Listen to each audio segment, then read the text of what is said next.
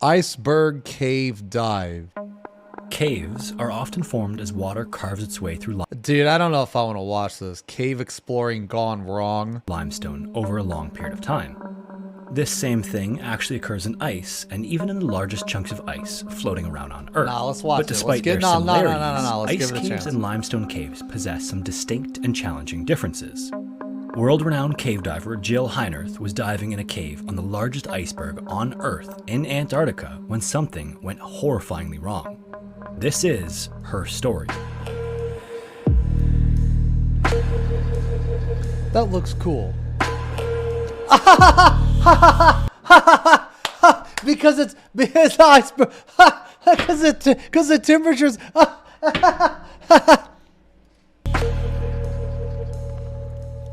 Born in 1965 in Toronto, Canada, Jill Heinerth's childhood was filled with an innate desire to explore and the perfect storm of inspiration. Because she grew up in the 60s, she was a live spectator of the incredible Apollo missions that would eventually put humans on the moon. This would inspire her to want to become an astronaut, but unfortunately, her mom had to break the news to her that there was no Canadian space program, at least not at the time. Thankfully, this wasn't her only source of inspiration, and spent every week anxiously waiting for the Sunday night airing of Jacques Cousteau's Undersea Adventures. Her natural inclination to explore would only be strengthened throughout school because of some influential teachers, and later she would join the Girl Guides of Canada, where there were many strong woman mentors who showed her that it was okay for girls to be adventurous and be in non-traditional gender roles.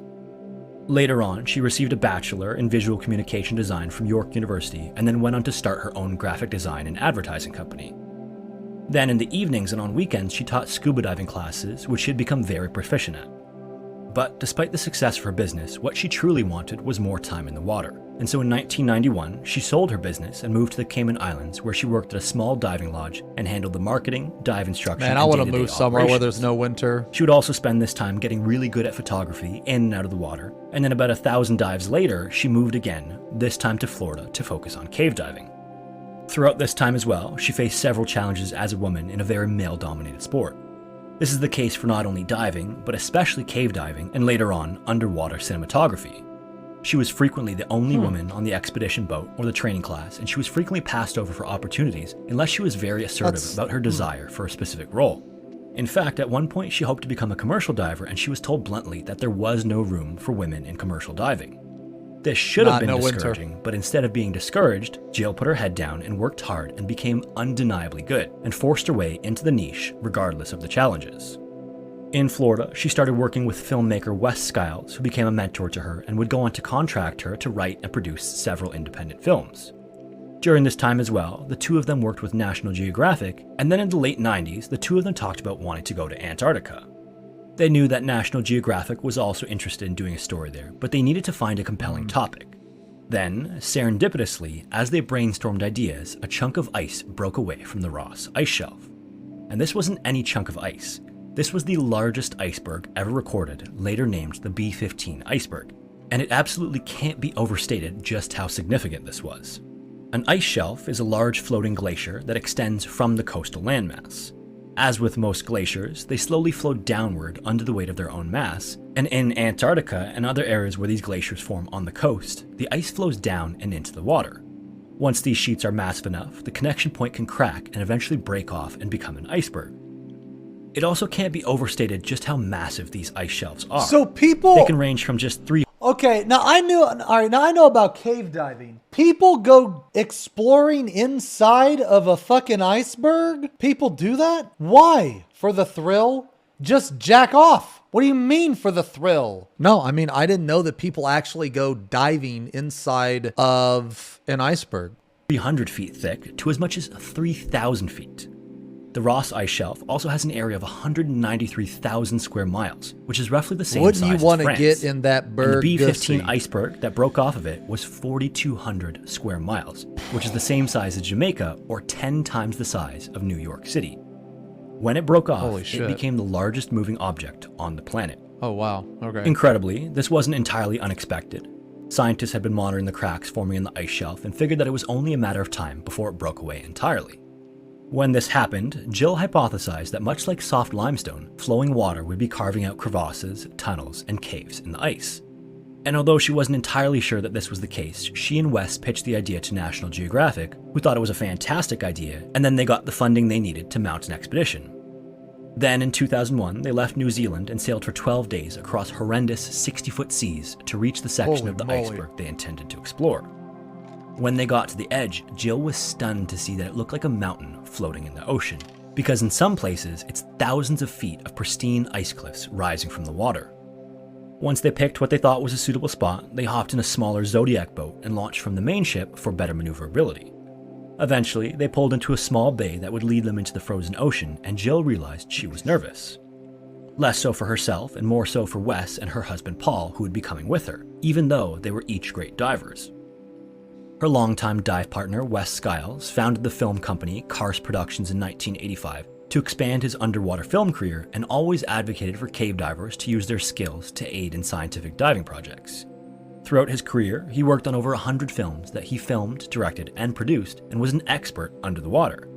Meanwhile, her husband Paul was a pioneer in diver education and held several positions in several different prestigious diving associations. He's also a master instructor and has held records for depth in caves at various times.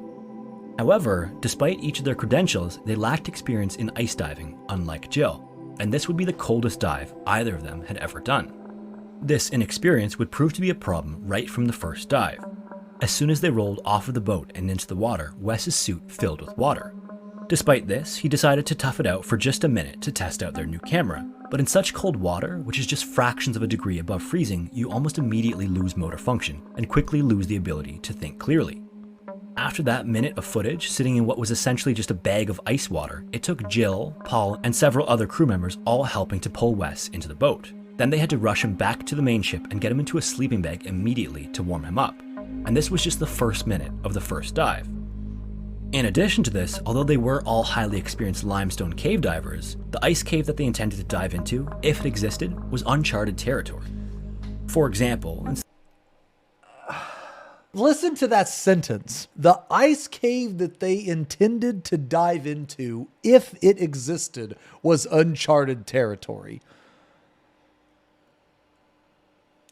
Bro. Instead of being able to tie lines to the rock, they would need to use titanium ice screws anchored into the ice to tie into. Following that first test dive, Jill and Paul decided to head back into the water to see if Jill's prediction was correct. They got into the water once again with a mixture of nervousness and excitement, and immediately got an almost brain freeze-like sensation because of how cold the water was. Although they were wearing wetsuits and almost entirely covered from head to toe, they opted for a slightly less restrictive face mask to be able to see better.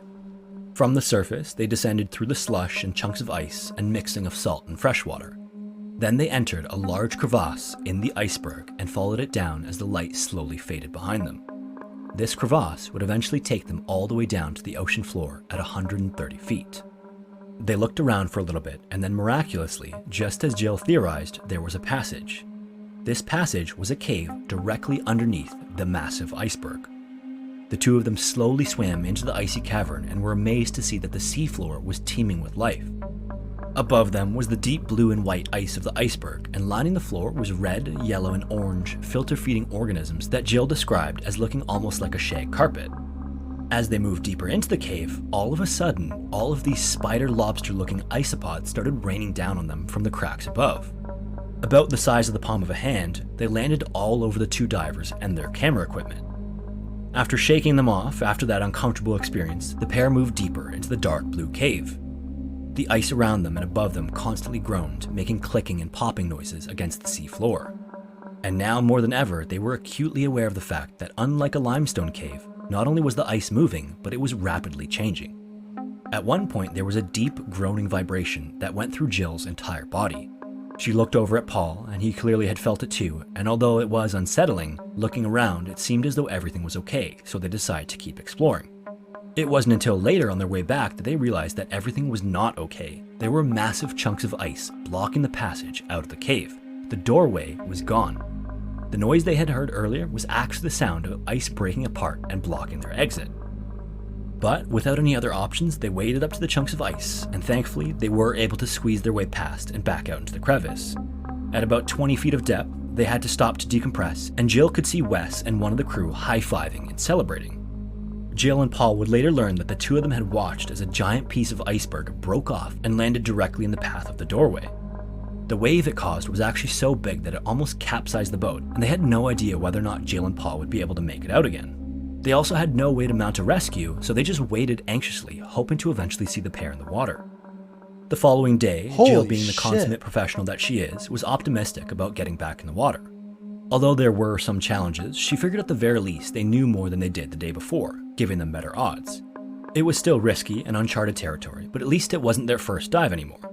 She and Paul dropped down into the water once again and quickly made their way to the cave entrance. The opening seemed relatively stable, and so they proceeded in and started taking pictures of the cave and the sea life. On this second trip, Jill noticed that there was a small current moving through the cave that she hadn't noticed on their first dive. Little by little, this current got stronger and stronger, and then out of nowhere, the water was rushing through the cave very quickly. Instinctively, she dug her hand into the seafloor to stop herself from being pushed forward, and the current caused her body to spin around her hand. What they would later figure out is that the iceberg melted throughout the day, and all of this meltwater flows down and through the cave, creating a current. And with how strong it was, they knew they needed to leave immediately, because it could get much stronger and suck them somewhere deep inside the iceberg. But as they turned toward the exit and started kicking, the current was already so strong that they weren't moving at all. They kicked and kicked but made zero progress. Quickly looking around for another solution, they saw a faint blue light off in the distance, which meant that there might be another entrance. They looked at each other and then decided to go for it and then let the current take them. They drifted for a long while, and it seemed like the light wasn't getting any bigger because of how far away it was. But after drifting for what felt like forever, they did reach the light, and thankfully, it was another exit. After heading back up to the surface, and once Jill finally got her head out of the water, she realized that all of the chunks of ice were so high that she couldn't see the boat. They had traveled far enough underneath the iceberg, and their vision was so obscured that they couldn't see the boat, and the boat couldn't see them.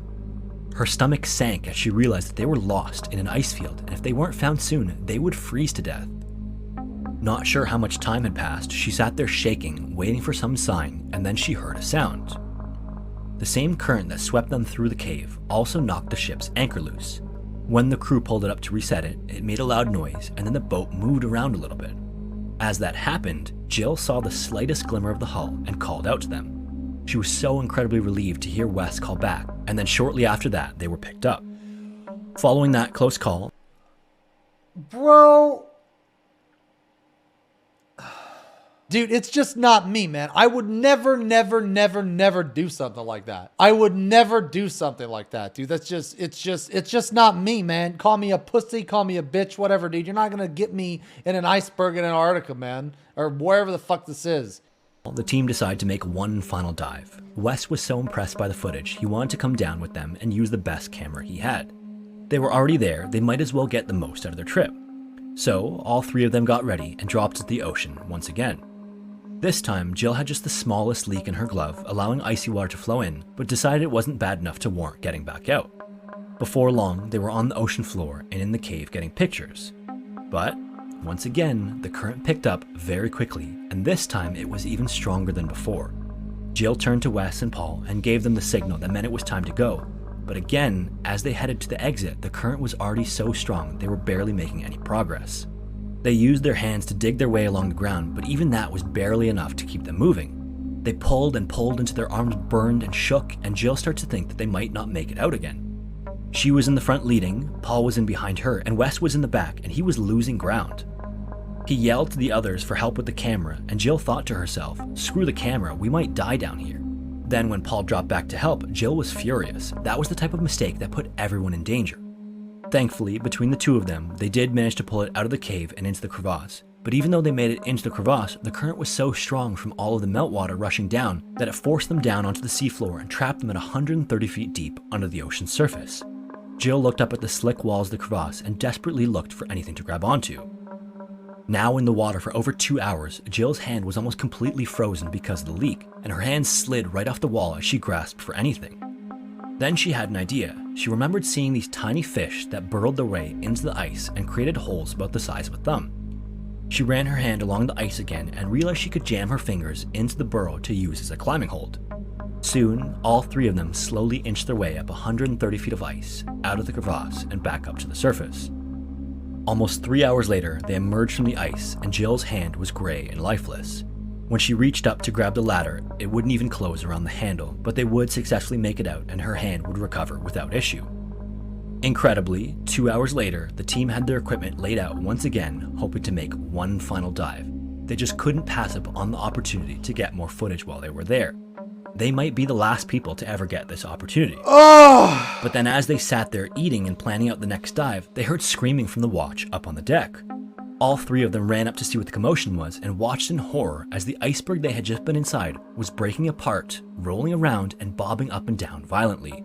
Even the chunks of ice falling off of it were sending massive waves towards the boat. At that moment, they all realized that had they been in the water, they probably wouldn't have made it out again. And just like that, they were the first and last people to ever see underneath that iceberg. Thankfully, they did manage to capture tons of footage from inside the cave that was later turned into a documentary known as Ice Island. Unfortunately, it's been several years since it aired and I couldn't find it anywhere online. If any of you are able to locate it, if you wouldn't mind commenting it down below, I'd love to see it, and I'm sure many others would as well. I'm sure the footage is unbelievable.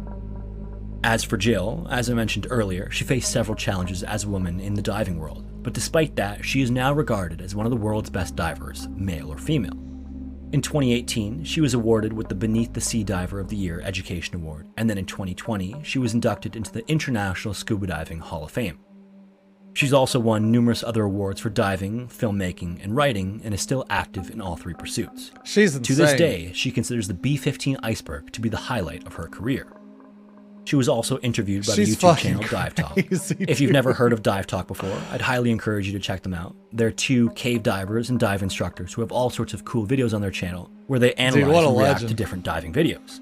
They give their expert analysis of the various situations that people find themselves in during dives. Their interview with Jill also covered a lot of the technical information about her dive in the Antarctic that you might find interesting. I put a link to that video and their channel in the description. Another quick note, I also don't typically do this, but more than all the other stories I've covered on this channel, the information that Jill has out there is so fantastic that if you've ever thought about getting into diving as a career, I'd highly encourage you to check her out. In particular, the link titled Ocean Explorer gives a good rundown of her career path. You can also find that link in the description. Finally, in case you haven't seen my announcement or pinned comments, I'm in the process of remastering my old videos. This won't impact the release of new content, which will still be out every Saturday at 11 AM Eastern. Remastered videos will be out once or twice a week during the week and will mostly be visual remasters. So if you mostly listen to my videos, you won't be getting much new content. In any case. Yeah, that was good. That was good.